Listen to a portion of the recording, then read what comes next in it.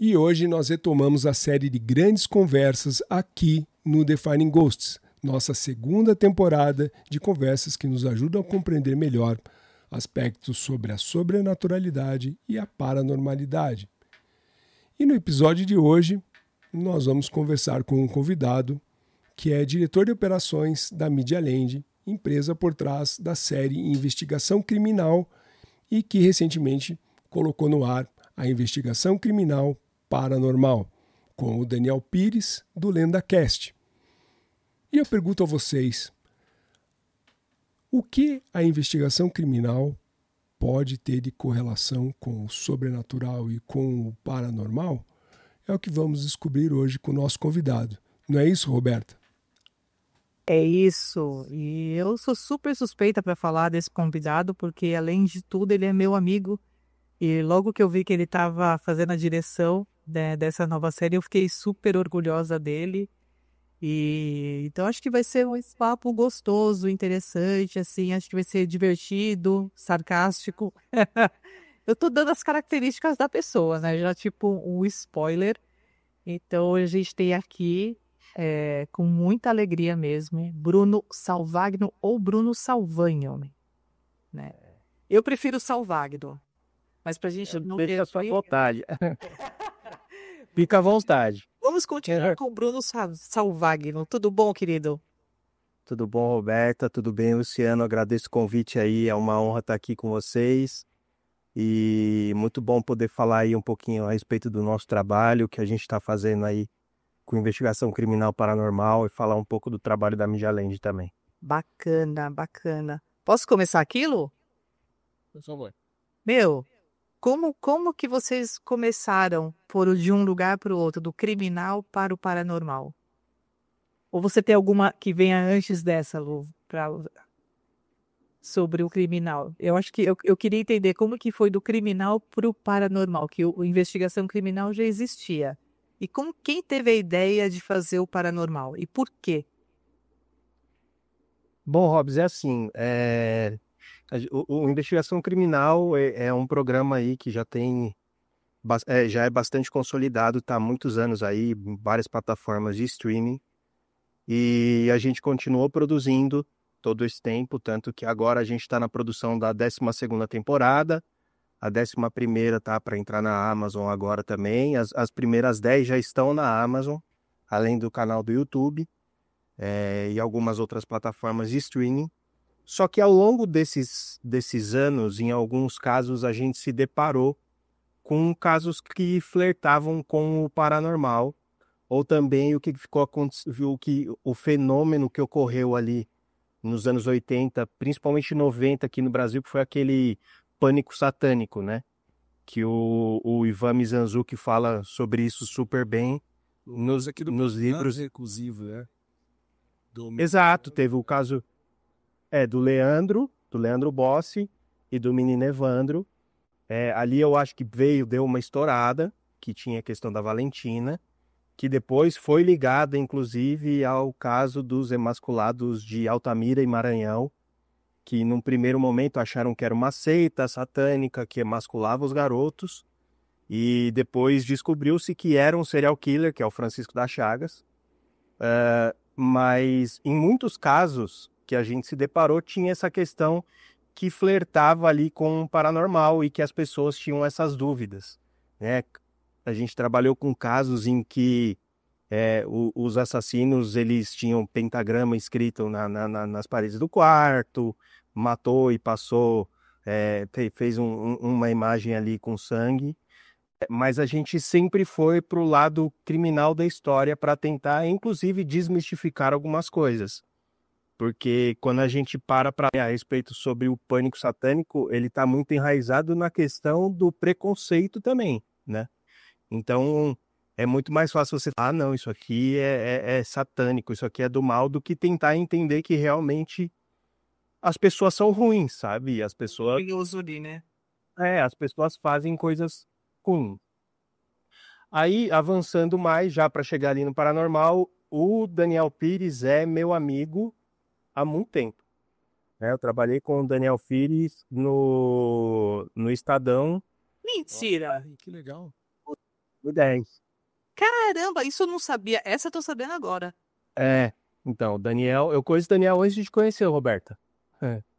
Porra, ô É, Daniel. e na época ele fazia alguns curtas de terror. Eu já adorava, eu achava que ele tinha uma proposta muito interessante. É, E aí, com o passar do tempo, ele inclusive foi mudando a persona, né? Porque ele acabou virando o Daniel do LendaCast, mas teve um momento que foi Lenda Urbana, depois foi Daniel Pires.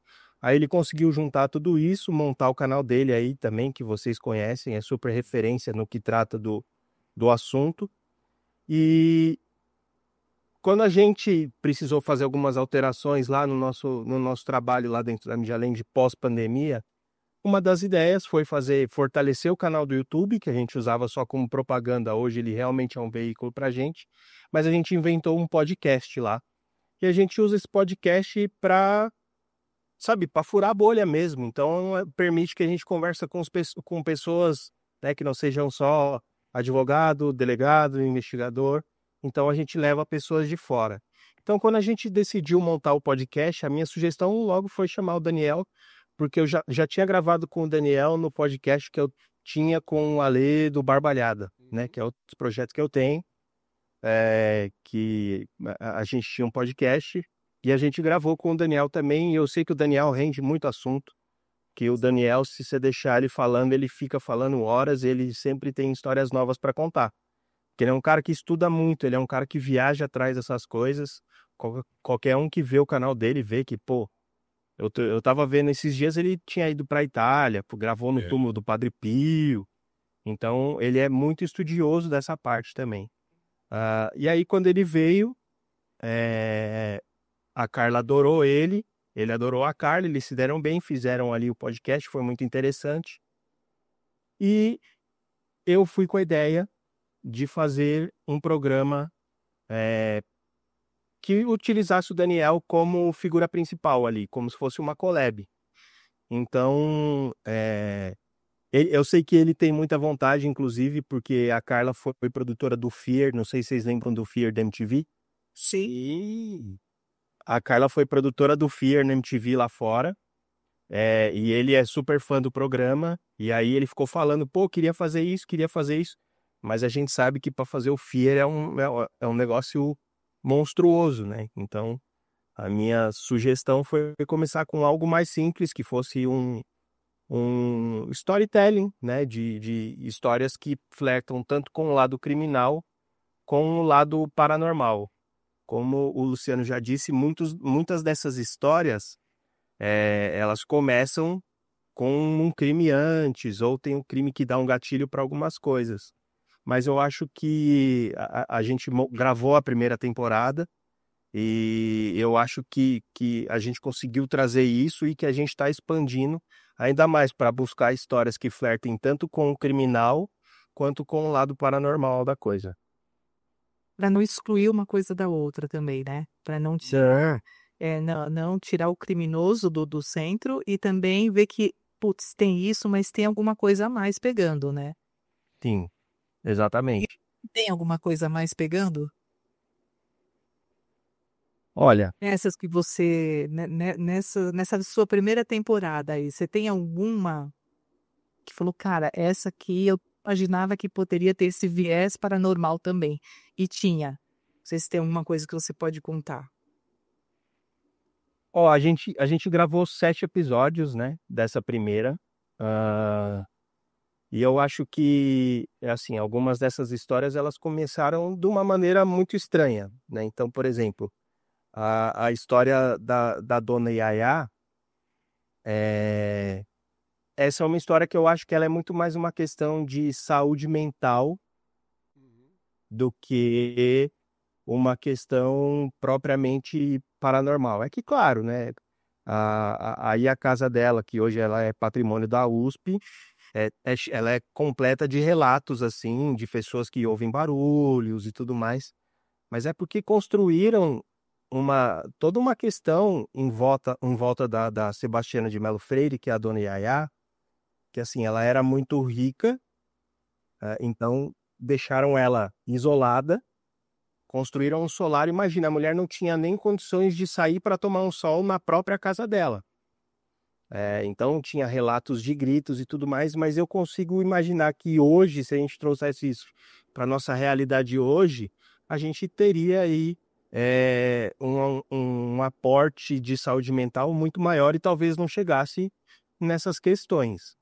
Mas conforme a gente avançou, o segundo episódio a gente falou sobre a Maria Augusta, né, a famosa loira do banheiro. Uhum.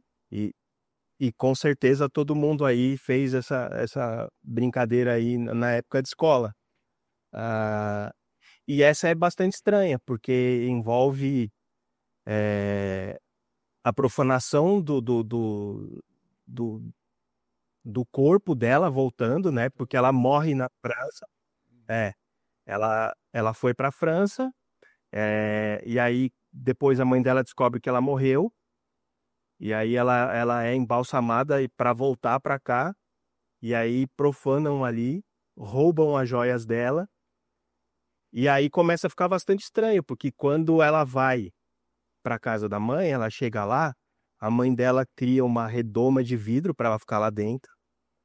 E ela fica muito mais tempo do que ela deveria ficar, né? Então a mãe usa a desculpa de que ela ficaria ali enquanto ela estava construindo um mausoléu, né? Porque ela construiu um mausoléu para a filha lá em Guaratinguetá.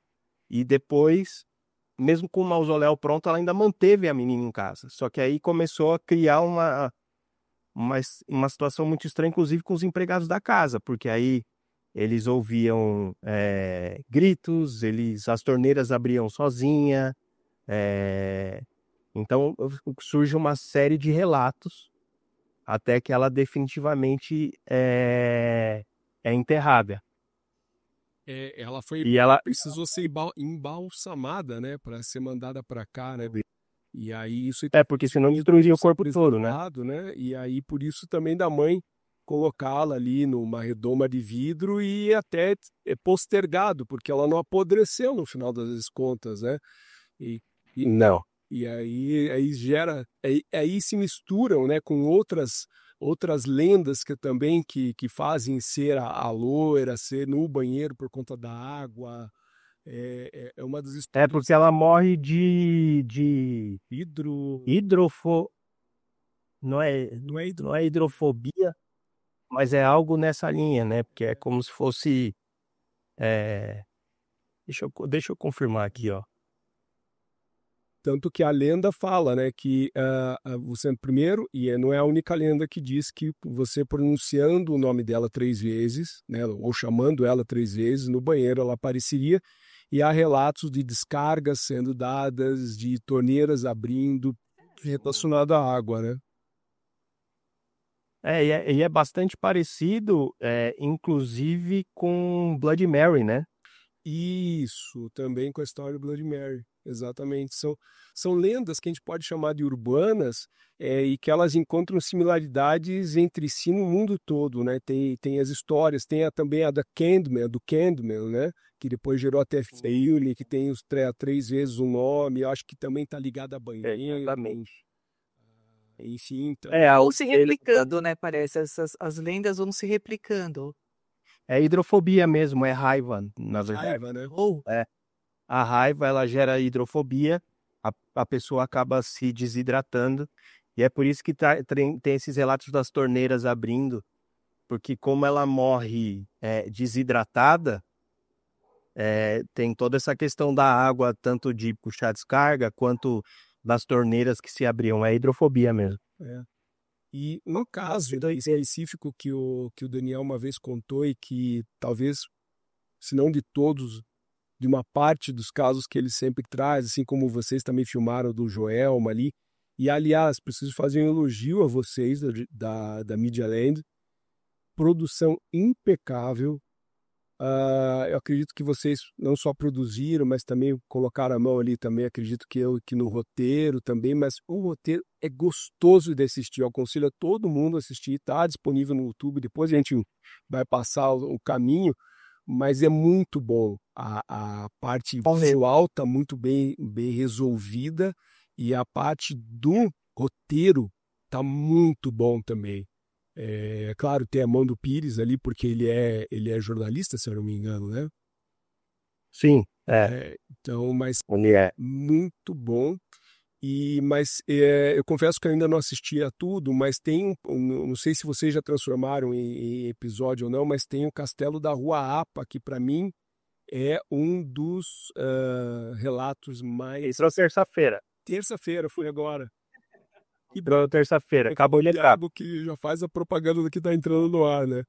Eu acho um dos lugares fantásticos. Primeiro que eu conheço São Paulo, conheço a Rua Apa, conheço o Castelo. Aham. Acho uma construção muito bonita e a história por trás também envolve crime, né? Tem todo um crime que ocorre ali, as aparições, o fato do castelo ter ficado abandonado por muitos e muitos anos. E até eu não sei se nesse de terça-feira o Pires acaba falando, rapaz, que uma das vezes que ele visitou o castelo, que estava tendo alguma ação social lá, acho que alimentando as pessoas que estão em estado de rua ali, né, que estão vivendo na rua, que me parece que uma pessoa viu uma senhora toda de branco passar pelo meio daquelas pessoas e sumir. E eu acho, sinceramente, das que já ouvi, uma das melhores dele, sabe? Dele contando, pelo menos. Sim, e o Castelinho, ele também é essa coisa que ela flerta muito entre o paranormal e o criminal, né? Tanto que logo que a gente falou, ele era um dos primeiros casos, porque o que aconteceu lá é muito estranho. Primeiro porque ele surgiu de um crime que foi, é isso a gente pode falar, ele foi extremamente mal investigado, né? Porque envolvia uma família, é a família a família Reis, né? Que a gente chama, e quando o pai morre, os dois irmãos, um vai viajar para a Europa, ele era desse perfil meio galanteador. O outro irmão fica aqui, que era o irmão que era mais do negócio, né? Dos negócios, e a mãe era uma socialite. E aí, quando esse irmão volta para a Europa, começam algumas desavenças, porque ele tinha algumas ideias a respeito dos negócios da família. Era uma família bem abastada, inclusive eles tinham o Cine Broadway, que ficava na São João, era da família Reis também. E aí ele queria, inclusive, acabar com o cinema e transformar o cinema num negócio de patinação, porque ele patinava muito. É mesmo. Ele tinha umas ideias meio diferentes aí e a família não aceitou, então o clima na família já começa a ficar muito estranho a partir dessas desavenças, né?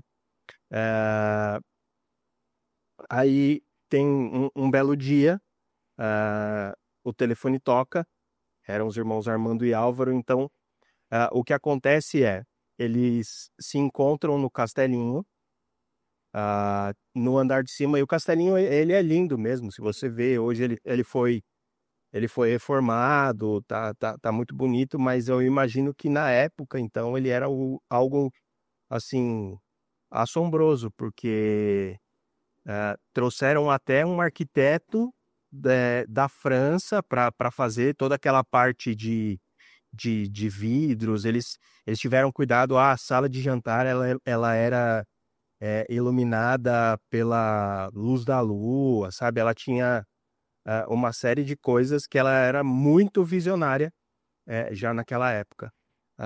E aí tem essa noite que acontece o crime, que gera tudo a partir daí, onde a, a, a cozinheira que ficava no andar de cima, ela ouve tiros, ela já sabia que a situação da família não era das melhores, já sabia que tinha algumas desavenças, e aí quando ela desce, ela encontra os três corpos, né? Eles estavam em lados opostos. De um lado estava a mãe, do outro lado estava tanto o Armando quanto o Álvaro, e a coisa estranha aqui é que eu preciso só confirmar se é o Armando ou se é o Álvaro, que ele estava, segundo a investigação da polícia, foi um homicídio seguido de suicídio, né? Mas essa é a investigação oficial, essa é a resposta oficial do crime. Mas, na verdade, quem se matou com 2 tiros no peito. Então, não precisa ser nenhum expert em crime para saber que ninguém se mata com 2 tiros no peito. Sim. Isso é muito estranho, né? Então, os 2 corpos estavam ali, e ainda as coisas vão piorando, porque esse segundo tiro, de acordo com a perícia, é como se ele tivesse sido dado um tempo depois, porque ele não tinha sangue em volta. Nossa, foi muito mal investigado mesmo. Foi muito mal investigado. A Carla tem uma frase, né, que ela fala que não existe crime perfeito, que existe crime mal investigado. É. Porque, principalmente se tratando dessa época, então aqui só confirmando, o Álvaro, ele teria atirado na mãe dele, no irmão, e ele se matou. E tem uma coisa também que é bastante estranha, que o Armando que foi morto, ele tinha pólvora nas mãos.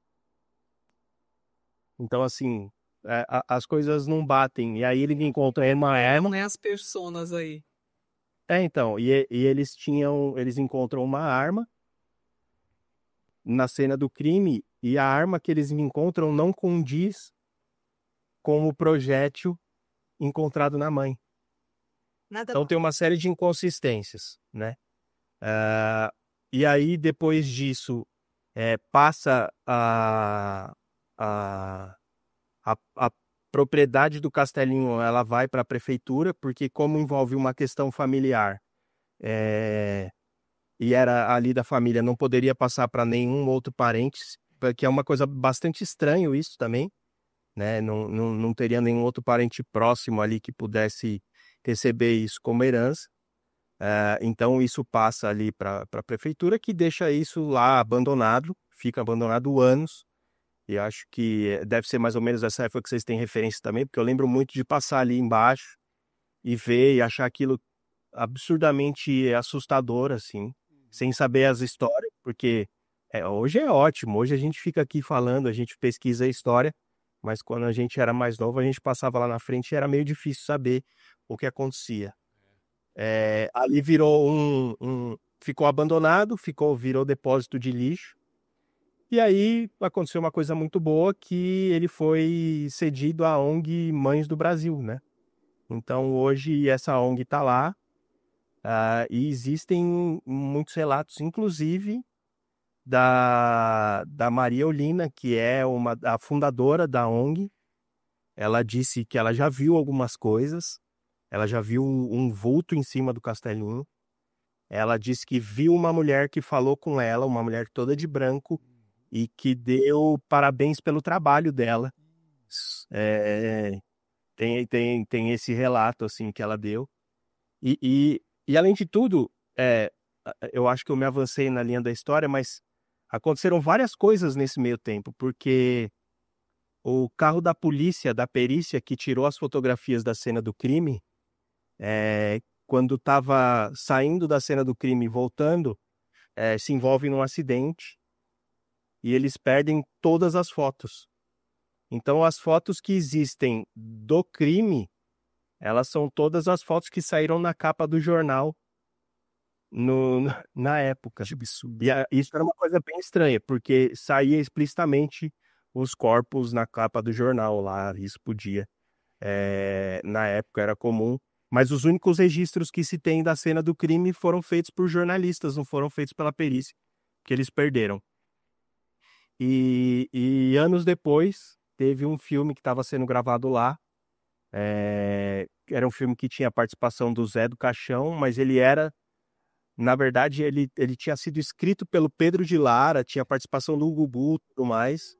Era um filme bem trechão, assim, que estava sendo gravado dentro do Castelinho. E começa um incêndio lá dentro do Castelinho, que pega fogo no segundo andar e cai ali o que eles têm entre o primeiro e o segundo andar. Então, destrói toda a parte de dentro da casa. Aí já ficou impossível você acessar o andar de cima. E aí aproveitaram para roubar as escadas de mármore, porque todas as escadas de dentro eram de mármore, roubaram todas as escadas, roubaram tudo aquilo lá, realmente era um depósito de lixo. Até que depois, lá já no começo dos anos 2000, avançando ali, tem inclusive a participação do pessoal do Caça-Fantasmas Brasil, né? Eles começam a gravar algumas coisas lá, e por conta dessa ajuda deles também, e já da ONG, eles conseguem fazer o tombamento lá do castelinho, fazem toda uma obra, que é uma obra maravilhosa. Hoje quem passa lá para frente nem imagina toda essa história, a menos que já tenha ouvido, mas a ONG está lá, mas ainda existem essas histórias de aparições ali. O que a gente fala aqui no canal, né, em alguns momentos a gente associa isso ao lado sobrenatural, quanto ao crime que aconteceu nesse caso e em outros casos que às vezes a gente relata aqui também, inclusive dos relatos do que o Cristiano Zoucas traz, e a gente acaba comentando, fazendo Crônicas do Além. Sempre tem um ou outro caso que, se não comprovado, tem algum crime que pode estar envolvido, mas a gente também olha para até um relato que eu sempre costumo citar, de um Decassegue, então um brasileiro que foi trabalhar no Japão, e na fábrica ele, com alguma sensibilidade maior, sempre encontrava o mesmo senhor, e esse senhor olhava para ele, e aí ele foi comentar com outro colega de trabalho, e esse outro colega diz: você também viu o fulano? Pois ele é um funcionário que faleceu aqui dentro da fábrica, e as pessoas relatam que vem ele aqui. Seja então pelo sobrenatural disso, que seja alma, espírito, né, espectro, enfim, ou até mesmo aquele outro lado que é o que às vezes a gente debate bastante aqui, que são as energias residuais. O que você imagina para uma pessoa morrer no seu ambiente de trabalho, não sendo um acidente de trabalho, mas sendo causado talvez por horas e horas de trabalho e dedicação, o quanto daquilo ali fica presente naquele ambiente, né? O quanto daquela energia, se a gente não acreditar em vida após a morte. Acho que só, Roberto, teu áudio tá mutado aí no microfone, tá? Só para te lembrar. E aí, às vezes, também fica muito impregnado, né, ali aquela energia, que pode ser uma outra forma de ver essa questão, não só pelo sobrenatural, da alma, do espírito atormentado e tudo mais, mas o quanto aquilo sobrecarrega aquele ambiente por conta da forma como morreu. Aqui em Curitiba tem um escritório da IBM, que era uma espécie de um castelo também, era a mansão da família Leão aqui, que era Chamate Leão, talvez vocês não conheçam aí, mas isso. E a questão da erva mate também era envolvida numa época em que isso movimentou muito a economia do Estado. E então é uma casa muito antiga, um castelo, dá para se dizer assim, e uma pessoa trabalhando morreu dentro do escritório da IBM aqui, e as pessoas passavam, achavam que ele estava cansado e colocou a cabeça por cima da mesa. Eu passo o dia inteiro assim, ok, as meninas limpando a sala no final do dia, acham estranho, chegam, o cara estava morto, né? Então, para você se dedicar tanto a um lugar ao ponto de você morrer dentro dele, imagina o quanto isso sobrecarrega. Vamos olhar pelos dois lados, tanto pelo sobrenatural, né? Pô, você morreu de um jeito estranho, num lugar que você não queria, o que eu estou fazendo aqui ainda e tudo mais, aí gera essa carga sobrenatural, até mesmo é um residual, né? O quanto aquilo marca aquilo, que é o que às vezes a gente fala do déjà vu também, né? O porquê que a gente já viu alguma coisa, por que isso está no consciente coletivo das pessoas, que é uma visão mais junguiana e tudo mais.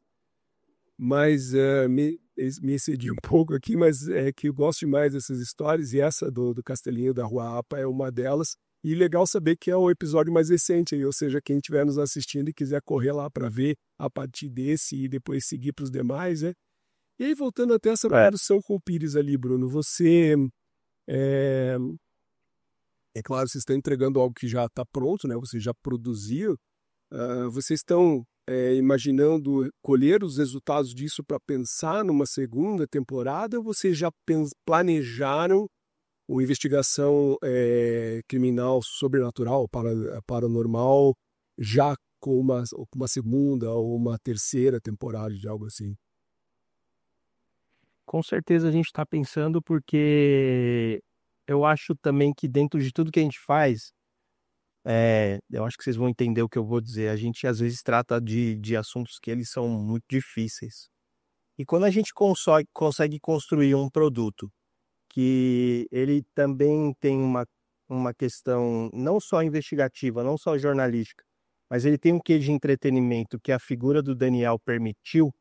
Então, assim, você contar uma história, por mais que seja uma história densa, mas que você consiga ter nuances ali. Então, isso foi muito legal para a gente, né? Como um todo ali, toda a equipe que participou.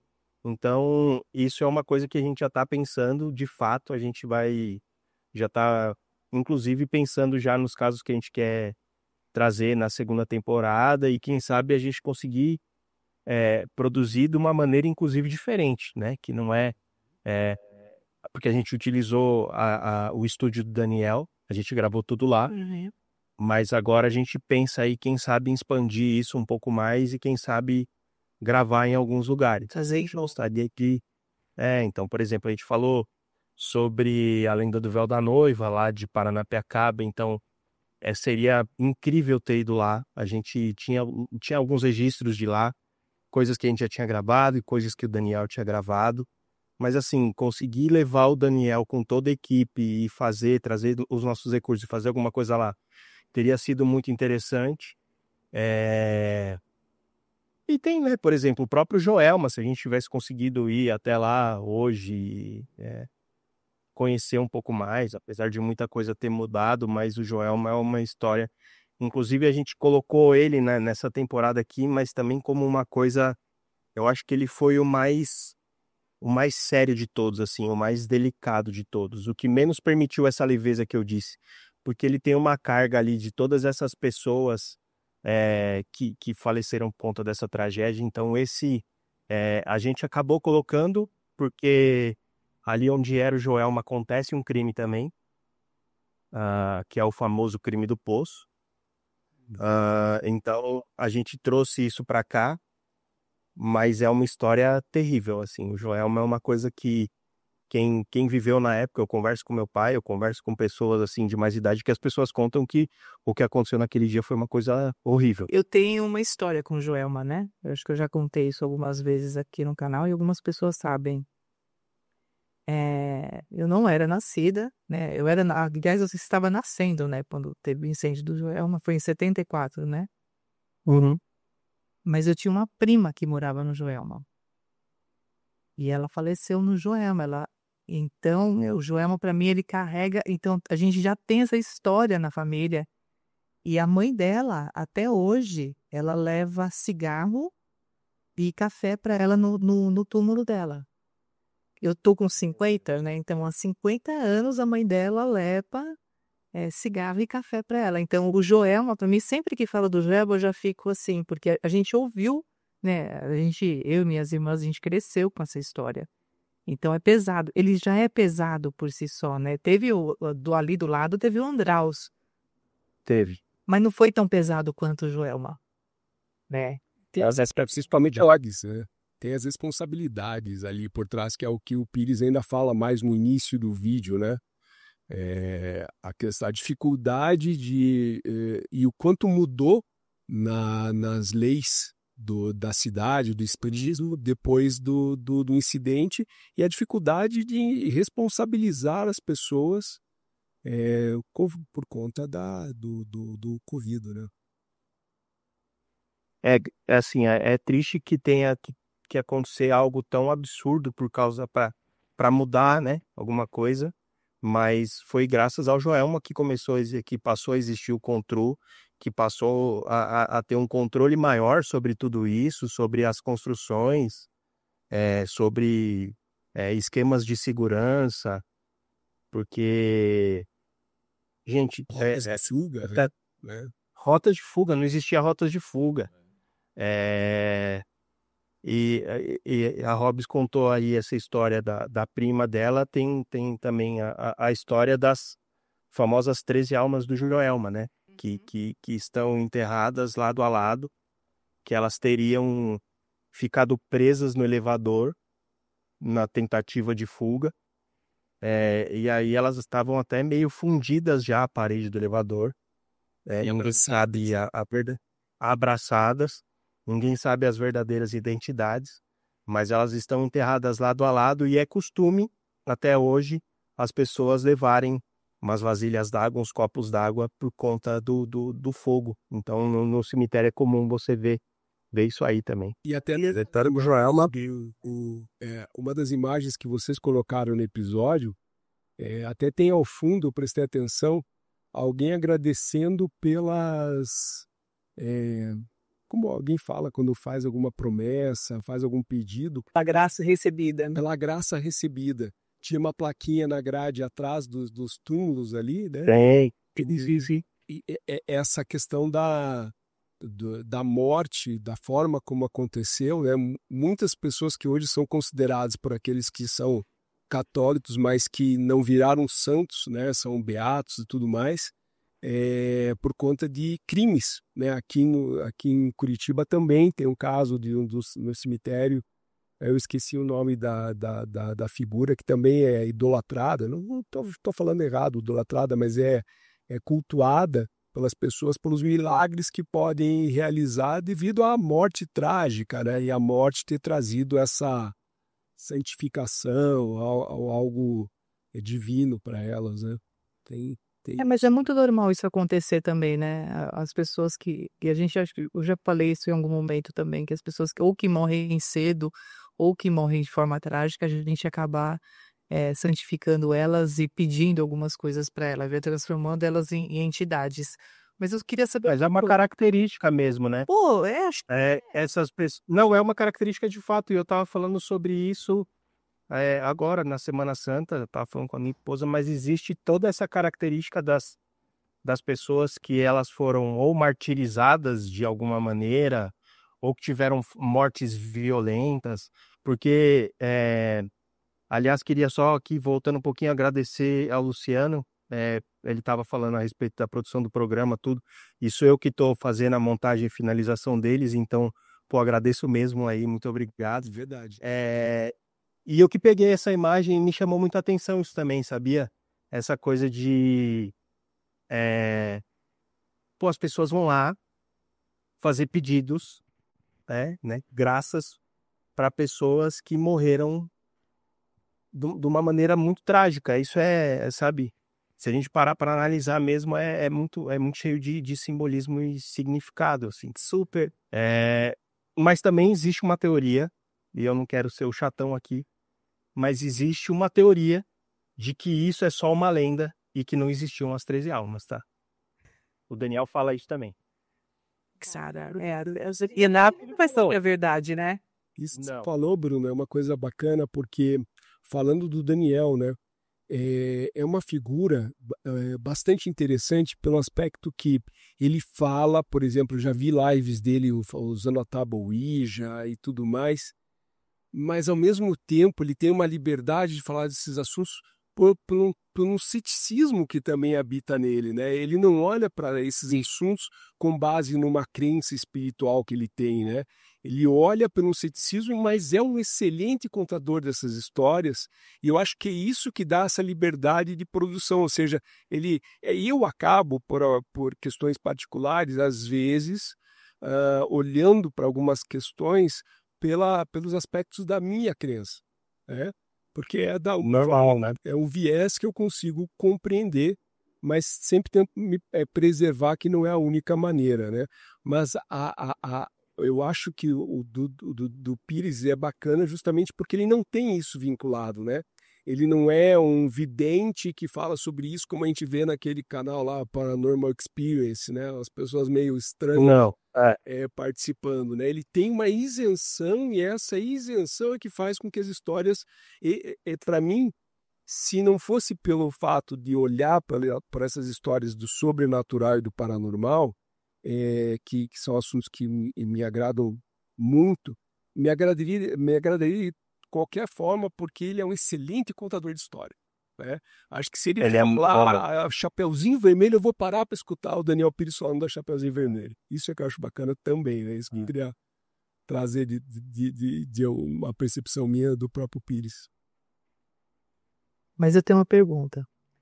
Eu de quero saber se teve alguma história que assim você ficou ouvindo ele falar e falar assim, puta merda, essa eu não vou dormir, ou essa eu não tinha pensado desse jeito, ou alguma coisa que te convenceu a pensar de uma outra forma. Não pelo lado criminal, mais objetivo, e mais pelo lado paranormal. Porque, assim, eu te conheço, sei mais ou menos como você é, mas tenta fazer um panorama assim, quem é você, como você vê as coisas e se mudou alguma percepção depois de você fazer a direção dessa série, ouvindo os relatos. Assim, como a gente fez uma pesquisa muito grande no desenvolvimento do roteiro, porque assim, a gente escolheu os casos em consenso, ele aí a gente construía um pré-roteiro e ele colocava isso na embocadura dele. Pro Daniel tem um jeito único de falar. Não adianta o texto que eu escrever pro Daniel, não adianta, ele vai mudar e vai fazer isso das coisas dele. Mas eu vou te falar que as coisas que mais me chamavam a atenção eram as conversas fora do ar. Uhum. E dentre elas, assim, teve uma coisa muito interessante que eu fiz questão, inclusive, porque para quem já viu o programa, viu que eu tô deixando, tipo, uns erros, né, no final do programa. E aí teve uma conversa que a gente teve que eu decidi deixar porque aquilo nunca me passou pela minha cabeça. Não é paranormal, tá? Não é paranormal, é mais o criminal. Mas foi quando ele me disse que ali em Paranapiacaba existe a possibilidade do Jack Stripador estar enterrado lá. Uou. E faz bastante sentido porque, para quem não sabe, Paranapiacaba, aqui pertinho de São Paulo, tem toda uma parte dos ingleses que construíram ali aquela vila. É uma vila ali, tem toda a questão ferroviária. E quando os ingleses foram para lá, eles precisavam de um médico. E aí vem um médico inglês para cá. E quando esse médico inglês vem para cá, os crimes param de acontecer em Londres e os crimes começam a acontecer aqui na Luz. Olha só. Então existe essa teoria, porque todo mundo, ninguém sabe a verdadeira identidade de Jack Stripador. O que existe é essa desconfiança de que seja um médico pela precisão com que ele fazia, né, os cortes dele, mas existe isso, essa possibilidade. Esse foi um negócio que nunca passou assim na minha cabeça. Da parte paranormal, eu acho, como eu estava falando, eu acho que o que mexeu muito comigo, e aí por ele ter por ele ter falado com algumas pessoas, eu acho que de todos os casos que a gente está abordando na primeira temporada, o que mais mexe comigo é o Joelma. Porque o Joelma, assim, sabe, é como se fizesse parte da nossa realidade. Ele não é uma lenda, como a gente pode levar, por mais que seja a história de uma pessoa real, ali a questão da loira do banheiro, ou a própria Sebastiana, Dona Yaya, que eles eram, assim, são vertentes. São histórias E mais o Joelma antigas também, né? O Joelma é uma história recente. aqui, exato, então o Joelma é recente, tem muitas imagens, né? Assim, a gente fez uma pesquisa grande de imagens.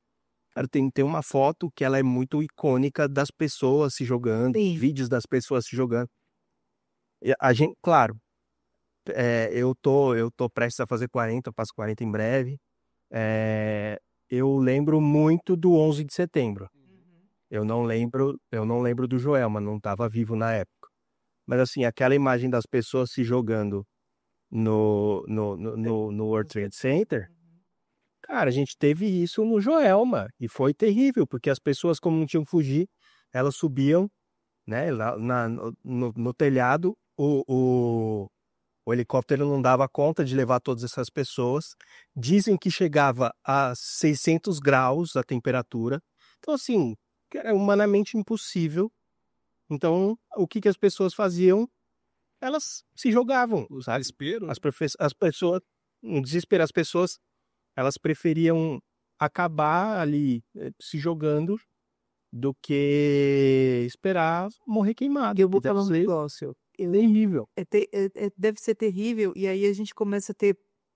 E você falando disso agora, eu tive uma recordação que, na verdade, eu tive um gatilho e eu não tinha entendido por que que eu tinha aquele gatilho. Eu já vou contar.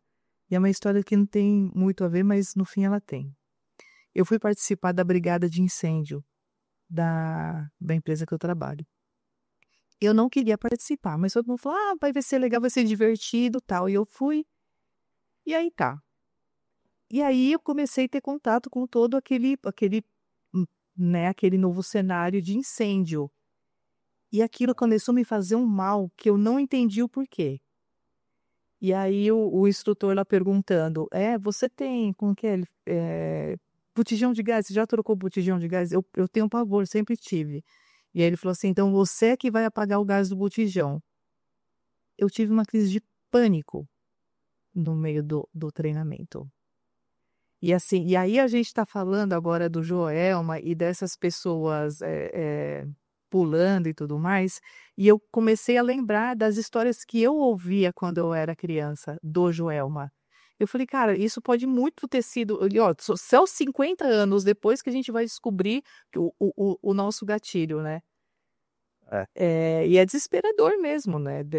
Só de ver, assim, o fogo, de sentir aquela quentura, já te dá um desespero. Fala assim, cara, eu não quero estar aqui, né? Imagina você ver o seu corpo pegando fogo e você não ter para onde ir, você pula, né? Mas eu também lembro desses, eu já fiz algumas pesquisas desses recortes. E lembro do 11 de setembro, eu estava trabalhando, né? Eu estava no SBT e a televisão ligada lá com o 11 de setembro. Absurdo. E é como algumas questões aí, uma crítica um pouco social que eu faço, né? Às vezes a brutalidade ou algo tão sério quanto o 11, quanto o Joelma, enfim, nos dias de hoje acabam sendo tão banalizados, que eu lembro de também, assim como Roberta, eu estava no meu horário de almoço, eu vendo na TVzinha do restaurante 11 de setembro acontecendo, mas aquilo era tão fora da imaginação que parecia não ser real. Não estou dizendo que não era real, mas eu falei, não, isso aqui está muito... Como você nunca teve um episódio como aquele para ser visto, né? Como às vezes também algumas questões assim são banalizadas, até por jornais sensacionalistas barbarizando e simplificando tudo, o quanto às vezes demora um pouco para cair a ficha de que, peraí, isso é verdade, né? Outros relatos, né? Aqui no Brasil a gente estava falando de Joelma, enfim, mas tem o Bateau Mouche, né? O Mouche, que é francês, né? Do naufrágio também, que é outra coisa séria. Foi aqui no Rio, Bateau Mouche. E também história recente do país, né? Então são coisas... Tem a Boate Kiss também, né? Mais próximo ainda de nós isso, né? A Boate Kiss, né? Sim, a Boate Kiss. Putz. A Boate Kiss é um que... Eu também um documentário, quem não assistiu. A série também, Boate Kiss, é pesado. Eu lembro que eu já trabalhava na Record, e foi um dia que a gente fazia programa de domingo, fazia o programa do Gugu, mas a gente passou o dia inteiro em plantão, foi uma coisa terrível. Aí, antes de entrar na Mídia Land, eu tinha lido o livro da Daniela Arbex, que dá origem à série da Netflix, que é um livro incrível. E eu lembro que eu estava viajando, tinha ido para o Chile, e aí eu li muito rápido, eu estava viajando entre duas cidades, do ônibus, minha esposa estava dormindo do lado, ela acorda, eu tô chorando com o livro, porque o livro era, assim, tocante. E aí já na Media Land, eu lembro de ter levado essa pauta, conversado, e a gente decide fazer, né, alguns programas a respeito, e a gente acaba conhecendo famílias de vítimas.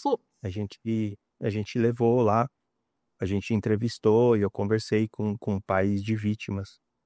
Ah, cara, é muito pesado, é muito pesado. Não, é pesado e você vê que nada acontece. Se você for em qualquer balada por aqui, não tem um extintor perto. Por quê? Porque se tiver uma briga no salão, o primeiro instrumento que a pessoa vai pegar para se defender é o extintor. Então eles continuam não deixando. Né? É verdade. Eu fui num show recentemente no Juventus, tudo fechado. E eu já entrei procurando extintor, sabe? Que você já fica com esse receio. E aí o vocalista da banda começa a fumar no palco, beber e fumar no palco, assim, né? E aí, assim, neste momento, peguei, saí dali, porque, enfim, eu não vi extintor, o vocalista da banda estava fumando no lugar fechado e mais 500 mil coisas erradas acontecendo. Então, Agora, aproveitando, Roberto, você falando de show e aproveitando a camiseta do Sepultura aqui do Bruno, eu lembro que, bom, hoje você vai num show aqui em Curitiba, tem a Pedreira Paulo Leminski, que é um lugar fantástico para shows e tudo mais, e gigante. E lembro que na década de 90, acho, início de 2000, eu fui num show do Sepultura, lá, na formação original. E era tanta gente, era aglomerada, era tipo ver hoje um vídeo do Rock in Rio, guardado as proporções, assim, você não tem linha de escape, não tinha nada, né? E olha a sorte, né? A gente passa por uma dessas e não. E acho que nada acontece, né? tem, né? E indo para o lado mais leve, Bruno, eu acho legal, eu acho que tem algumas questões que futuramente talvez vocês possam explorar.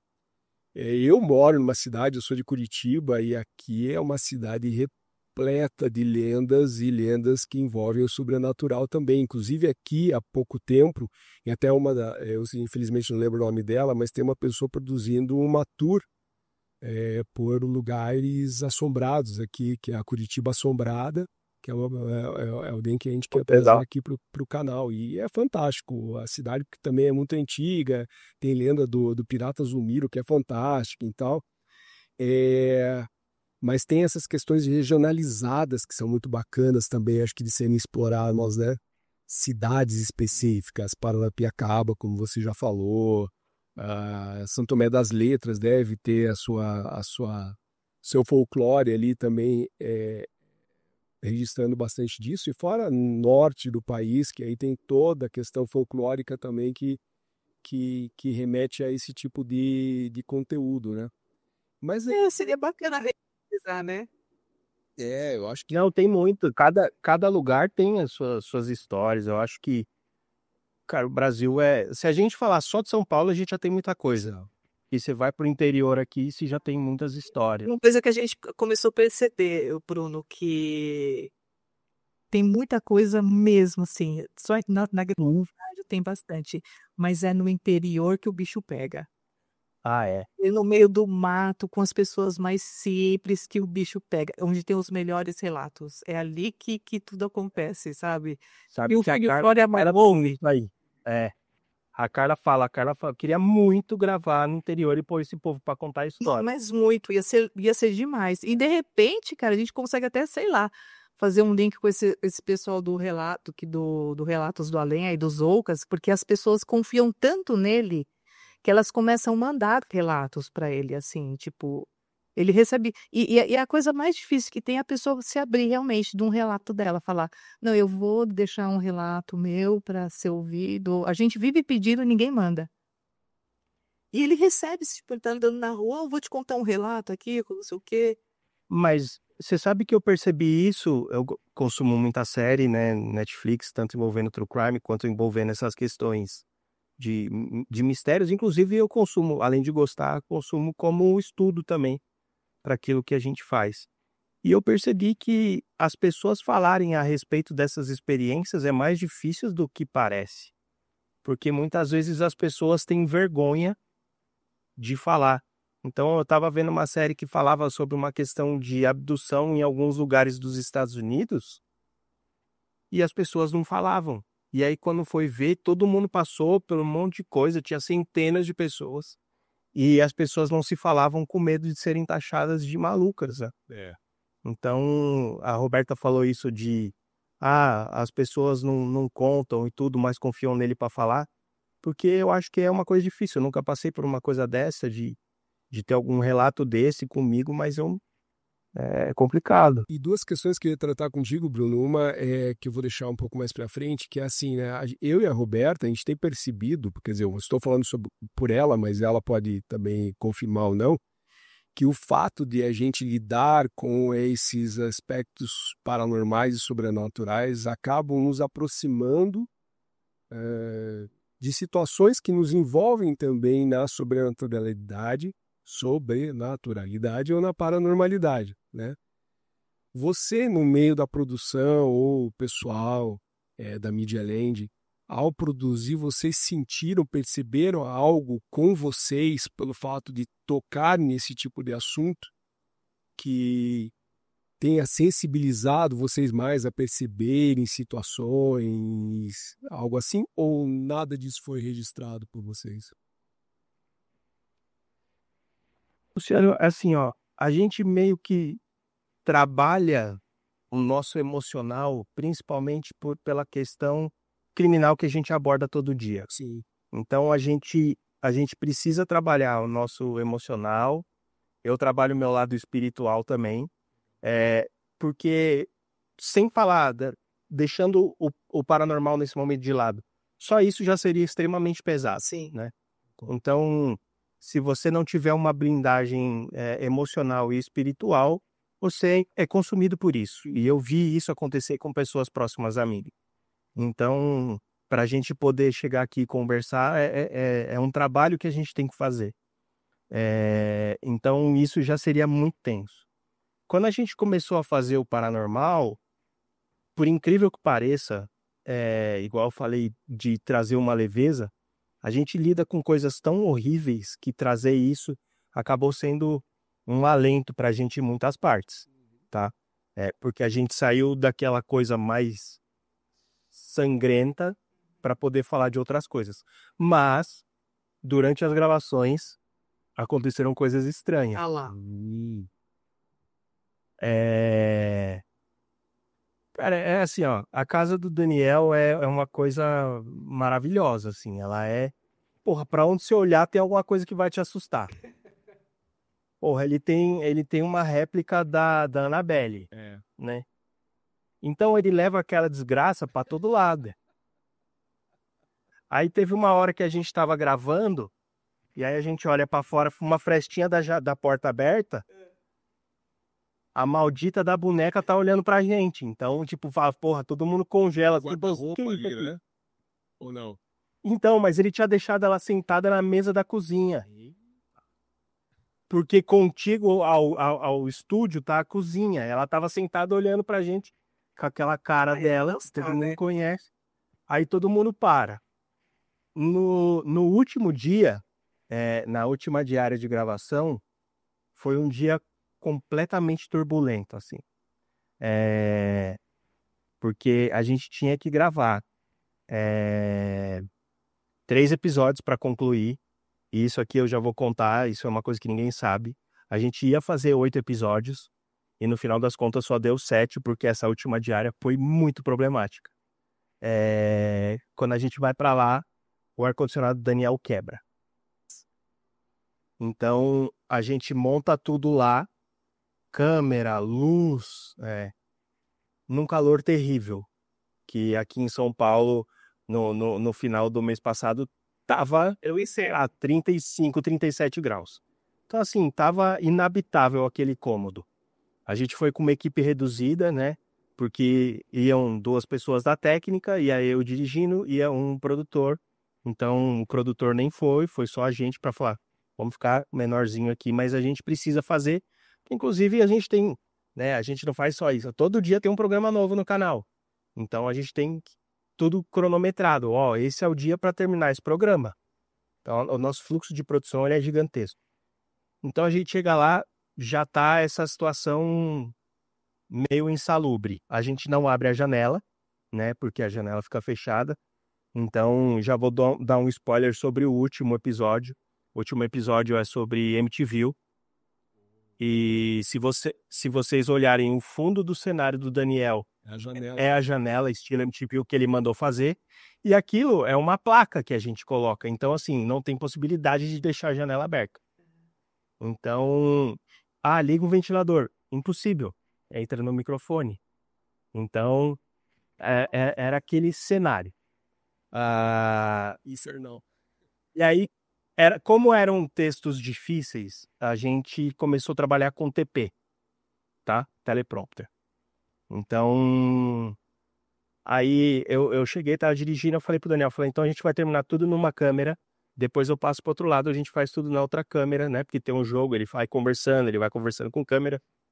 Quando a gente termina a primeira parte, assim, a gente fez uma parte do texto, eu falo, Daniel, vamos fazer esse finalzinho, você vem vindo lá de trás do quarto, você apoia na poltrona e depois a gente muda aqui. E isso está registrado. Eu estava aqui, antes da gente gravar, eu estava aqui editando um programa que será na próxima terça-feira. E vocês vão poder ver essa parte porque a gente estava gravando. Do mais absoluto nada, a câmera cai. E racha o TP. Tá vendo? Não é do nada, né? Não é do nada. Aí, nosso plano foi por água abaixo. Aí a gente volta à metodologia antiga, que era eu passando parte a parte o texto com ele. Sem ar-condicionado. Sem ar-condicionado, a câmera superaquecendo em alguns momentos. A gente tinha que parar, levar ela para fora, botar na frente do ventilador. O gato, ele tem 3 gatos na casa dele. O gato dele derrubou. O Trevor é o melhor, né? Inclusive foi o Trevor que derrubou as coisas que estavam em cima da geladeira. Puta, fez um barulho do cacete lá também. E foi nesse dia que teve uma chuva terrível aqui em São Paulo. Que acabou a luz em 70 mil casas. E aí começaram a me ligar da produtora porque caiu uma árvore na frente da produtora. Nossa! E eu tinha que dar o amparo pra galera de lá pra falar o que eles tinham que fazer na produtora pra poder ir embora. E aí, quando eu tava indo embora, falaram, você não pode encostar no portão porque caiu a árvore e pode estar... Choque. Descarga elétrica. Você pode ter um choque em morrer. E aí a gente teve que tirar um programa, a gente ia fazer 8. E aí eu acabei falando pro Daniel, vamos tirar um. Mas eu fiz questão de que... Tudo isso sem o ar-condicionado. Tudo isso sem o ar-condicionado. A gente para várias vezes, ele fica se secando. Tem hora que ele ficou se abanando com um tabuleiro Ouija dele. Muito bom, muito bom. Não, Mas, não é acaso, né? E a casa dele deve ter muito simbolismo, né? Deve carregar muita coisa, assim. Deve... Não do mal, Roberta, né? ele mora na parte de trás da casa dos pais dele, lá você tem que subir uma escada. Então, você entra pela garagem, logo tem a porta para os pais dele, só que você tem que passar um corredor e lá no fundo você sobe. Quando você passa nesse corredor tem um caixão ali em pé. Portal, Não. Tem um caixão em pé. É um caixão que ele... Inclusive, ele gravou um episódio com a Josi, que a gente falou com ela. Exato. E esse caixão tá lá. Então, assim, a primeira vez que você vai na casa dele, você olha e fala, porra, tem um caixão aqui dentro, cara. Ele é muito doido. Ele, inclusive, já entrou nesse caixão numa live com a Josiane Oliveira, que é a tanatopragmatista, né? Que também é uma outra pessoa maravilhosa. A gente conversou com ela. Maravilhosa. Meu Deus, que mulher absurdamente interessante e gentil, né? E ele entrou nesse caixão. Ela é incrível, né? Oi, Zanilécio e Daniel. foi muito bom. Mas é isso, né? Onde você olha na casa dele tem alguma coisa, assim. Sensacional, Bruno. Bacana. Bruno, queria que você deixasse aqui os caminhos para onde quem nos assiste possa consumir o material que vocês produziram junto ao Daniel Pires, algum contato da Media Land, outras produções aonde as pessoas podem ver, investigação criminal. puxa aí o extenso conteúdo que vocês têm e onde que a gente pode consumi-los. Gente, primeiro de tudo, queria agradecer vocês. Tenha sido bastante aí, que eu tenha conseguido falar um pouquinho aqui da nossa experiência lá. Espero aí, quem sabe, quando a gente fizer a segunda, a gente voltar a falar disso também. Por favor. Toda a parte que a gente está construindo com o Daniel tá, a princípio, por enquanto, só no nosso canal do YouTube, que se você procurar lá no YouTube, @IC Investigação Criminal, tem lá, vai ter a playlist do Investigação Criminal Paranormal, e tem também as 11 temporadas do Investigação Criminal para quem gosta, tem algumas outras séries, tipo Anatomia do Crime, tem Investigação Criminal Internacional. A gente trata a investigação criminal como um guarda-chuva e tem vários desdobramentos dele, sendo um deles o paranormal, e que a gente se apaixonou aí, a gente quer investir nisso. Mas a gente trata de uma série de coisas. Tem o nosso Instagram, que a gente também divulga tudo lá, que é o Investigação Criminal OFC. Então, quem quiser, mas todo dia lá no nosso canal tem programa novo.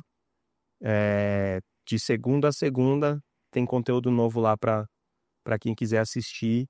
E deixa lá o comentário, deixa sugestão de caso de paranormal que a gente possa abordar na próxima temporada também. Que isso pra gente a gente fala que é a ajuda do público que possibilita que a gente continue com um jornalismo investigativo independente. Com tudo que a gente tem conseguido fazer aí com algumas questões sociais, a gente usa aí essas ferramentas. Para quem não quiser acessar no YouTube, tem todos os nossos programas estão na Amazon, né, no Prime Video. Você consegue ver as 10 temporadas, daqui a pouco entra a 11ª do Investigação Criminal, tem algumas temporadas do Anatomia do Crime, em breve também deve entrar o Paranormal lá também, mas é isso. A gente vai divulgando tudo lá no nosso Instagram lá, do pessoal, mídias sociais, cuida muito bem disso. E quem quiser assistir tá lá, e eu agradeço imensamente aí o convite para participar com vocês. Agradeço ao você, Bruno, agradeço ao Roberta por nos trazer essa oportunidade aí de conversar com você. Fantástico, muito obrigado. Gratidão mesmo, eu sei que essa palavra às vezes é usada de uma forma um pouco equivocada, mas é gratidão mesmo, eu sinto, pela tua disponibilidade de tempo aí, por nos trazer tantas histórias legais, né, Roberto? Muito, muito. Super obrigada, Bruno. Foi muito legal. Eu estava super ansiosa e matei só um tequinho assim de saudade, né? Ainda falta todo o resto. Eu tô super, super, super orgulhosa. Fico falando para todo mundo: olha, tá vendo esse aqui? É meu amigo que tá dirigindo. E divulgo para todo mundo mesmo. E obrigada, aí a gente vai se falando e na próxima temporada a gente traz você de volta aqui, quem sabe a Carla aí, o Daniel também, Opa, com certeza. vai ser super legal, pra gente vai ser um baita prazer, tanto a Carla quanto o Daniel, vocês três aqui, vamos fazer um jogo aí. Quero saber o que o Daniel achou também, você lá, vendo você ficar com o CU na mão, que a gente não pode falar palavrão, né? Porque eu tenho certeza que você ficou, porque eu te conheço. Porque ele acha engraçado, né? É óbvio. Ele acha É muito engraçado. Esse homão aí morrendo de medo. É muito engraçado. Os erros da gravação são excelentes. É a melhor parte. Não, eu não lembro qual dos episódios, mas ele atrás da cadeira dele, da poltrona, ele fazendo como se estivesse no elevador descendo. Cara, sabe o pior? Vou contar o pior. O pior é que a gente fez isso no Joelma. E não foi proposital. Não foi. Depois eu falei, meu Deus, eu tô ido. Mas teve um dia que eu realmente estraguei a gravação. Foi quando eu falei a respeito da lenda do chupa de Goianinha. Muito bom. Aí quis parar a gravação porque ninguém parava de... Ai, cara, sensacional. Ótimo. São muito bom. E queria desejar todo sucesso para vocês também. Obrigada. E tô aí à disposição. Quando vocês quiserem aí para ouvir umas groselhas, eu Opa, é com a gente. Já é de casa. Obrigadão, Bruno. Já é nosso. Valeu. A todos. Beijo, meu amor. Obrigada. E até o próximo momento de conversas. Até mais.